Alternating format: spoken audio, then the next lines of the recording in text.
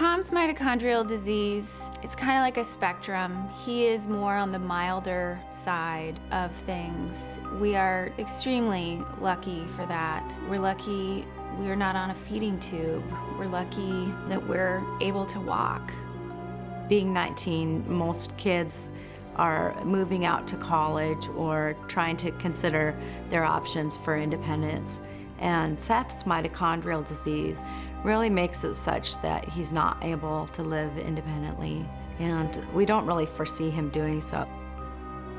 Alex is a happy 2.5-year-old, and to look at her, you might know something's wrong.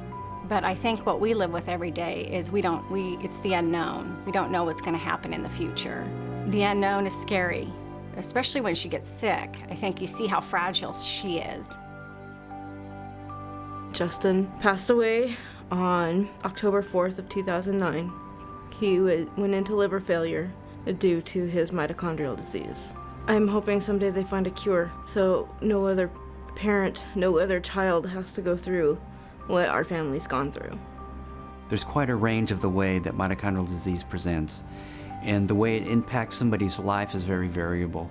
From infants who take a long time to learn how to walk or never walk, to teenagers who have difficulty keeping up with their peers, have difficulty in certain classes, to adults who have pain syndromes that nobody can identify. So the quality of life in mitochondrial disease sort of reflects the disease itself, that it occurs any time in life from childhood to adulthood and can cause and often causes early death. You don't see it when you look at Tom necessarily, but it does affect him in many different ways, from his eyesight, we've just learned, to he has a hearing issue, he has swallowing problems, and these learning disabilities that Russ Senato had said could very well be part of this disease. He may be able to participate in youth sports. He probably won't want to as he grows older, trying to deal with why are these things easier for my brother and my friends, and why is it so hard for me? He doesn't really understand the value of money, the value of time. He can tell you that was a month ago and it really was yesterday, or he can say it was yesterday and it was a month ago. He has a very romantic perspective. He's very romantic about the whole idea of meeting a girl and falling in love, and it's really, I think, a big desire in his heart, and yet his ability to interact with people is hindered. He's got cognitive difficulties, so it's difficult for him to really have a give and take in a relationship, although he wants to. Even in the general population, he doesn't feel different than anyone else. I don't think he really realizes the extent of his disability. To him, it's just life. The positive attitude I try to have makes me more willing, I guess, to deal with it.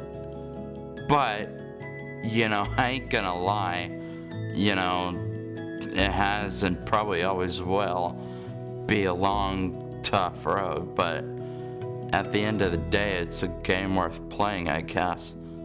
When we got the news that Alexandra had mitochondrial disease, we were shocked. It's completely surreal. They're telling you these things that you could never hear about your child. Our hopes for her, of course, is to live a fulfilled life, however long her little life may be. Of course, the parents, you want that to be as long as possible. I think not knowing what her future holds has made us live life differently. I feel like we live life today versus in the future, but we do realize how fragile she is every time she gets sick.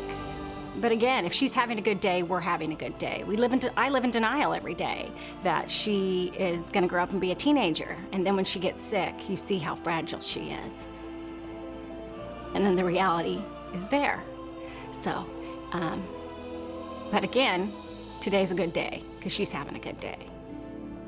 We have to keep moving forward, because someday maybe we can help another family not have to walk through the death of their child. Losing Justin has been really hard.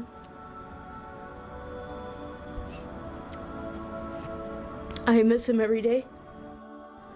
Mitochondrial disease is awful. It's a mean, nasty disease. It took my kid.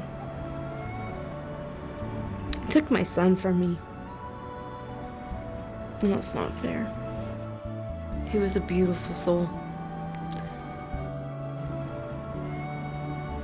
I just hope that through his loss, we learn something more.